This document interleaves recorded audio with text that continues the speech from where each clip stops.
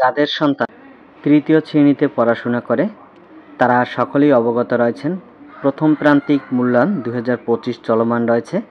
এক্ষেত্রে প্রাথমিক গণিত বিষয়ের প্রশ্নের নমুনা কেমন হতে পারে এবং এরূপ প্রশ্নের উত্তর কিভাবে উত্তরপত্রে লিখবে, আজকে সে সম্পর্কে একটি ভিডিও তৈরি করেছি। অনুগ্রহ করে সম্পূর্ণ ভিডিওটি দেখুন।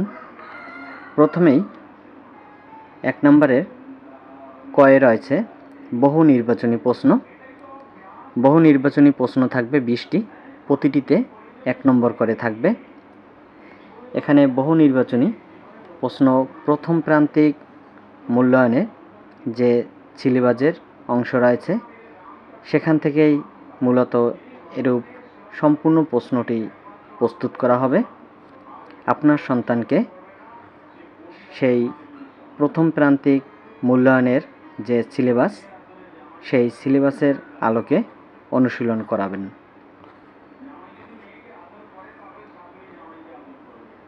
এবং স্ক্রিনে দেখতে পাচ্ছেন বহু নির্বাচনী প্রশ্নের উত্তর কিভাবে উত্তরপত্রে লিখতে হবে।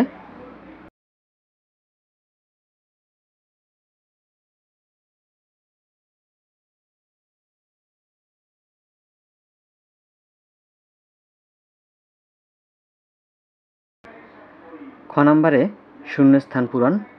শূন্যস্থান পূরণ থাকবে 10টি, প্রতিটিতে 1 নম্বর এবং শূন্যস্থান পূরণ অবশ্যই উত্তরপত্রে লিখে উত্তর করতে হবে। অর্থাৎ যেভাবে শূন্যস্থানগুলো রয়েছে শূন্যস্থানগুলো উত্তরপত্রে উঠাতে হবে। এরপরে হচ্ছে সংক্ষিপ্ত প্রশ্ন।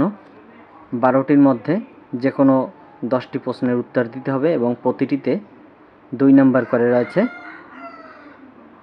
এখানে মোট নম্বর হচ্ছে 20।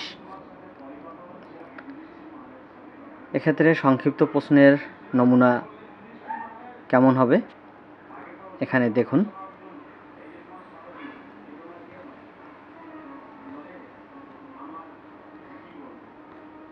এভাবে সংক্ষিপ্ত প্রশ্নের নমুনাগুলো থাকবে। এরপরে হচ্ছে গাণিতিক সমস্যা। গাণিতিক সমস্যা মোট থাকবে 13টি এবং মোট প্রশ্নের উত্তর করতে হবে 10টি প্রশ্নের, প্রতিটিতে 5 নম্বর করে থাকবে। এখানে মোট নম্বর হচ্ছে 50 এবং জ্যামিতি অংশ থেকে একটি অঙ্ক থাকবে। জ্যামিতির অংশটা এখানে বাধ্যতামূলক করায় দেওয়া হয়েছে, অর্থাৎ 13 নংয়ের প্রশ্নের উত্তর সহ মোট 10টি প্রশ্নের উত্তর করতে হবে। এখানে স্পষ্ট করে লেখা আছে। এভাবে একটি প্রশ্নের উত্তর বাধ্যতামূলক করে দেওয়া থাকবে এবং এক্ষেত্রে গাণিতিক সমস্যাগুলো কেমন হতে পারে তার একটি নমুনা এখান থেকে আপনারা দেখে নিতে পারেন। অঙ্কে লিখো, স্থানীয় মান নির্ণয় করো, ক্রমবাচক সংখ্যা, প্যাটার্ন, যোগ অথবা এখান থেকে যোগ বা বিয়োগ, পাশাপাশি যোগ বা বিয়োগ অথবা উপরে নিচে যোগ বা বিয়োগ এভাবে আসতে পারে।